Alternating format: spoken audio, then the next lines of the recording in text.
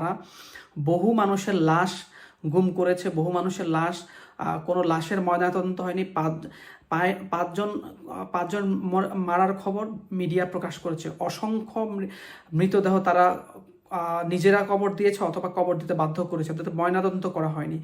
এমন একটি নৃশংস পরিস্থিতিতে আমরা অবাক হয়ে দেখলাম যে এই গণহত্যার জন্য দায়ী কে। আজকে আমরা যখন দেখি পুলিশ কন্ট্রোল রুম থেকে আসিফ নজরুল আইন উপদেষ্টা হয়ে, অবৈধ আইন উপদেষ্টা এবং ক্রিয়া উপদেষ্টা আসিফ মাহমুদ সজীব ভুঁইয়া, সে কিভাবে এই এই পুলিশ কন্ট্রোল রুমে ঢুকে, স্বরাষ্ট্র উপদেষ্টা পুলিশ কন্ট্রোল রুমে থাকতে পারে, এই দুজন কিভাবে সেখানে গণহত্যার নির্দেশ দিচ্ছে পুলিশ কন্ট্রোল রুমে দেখে ঢুকে, সেটি আবার ডট ডট করে আওয়ামী লীগের ভেঙে দেওয়া হবে এটা দিয়ে গর্ব করে স্ট্যাটাস দিচ্ছে আসিফ মাহমুদ সজীব ভুঁইয়া।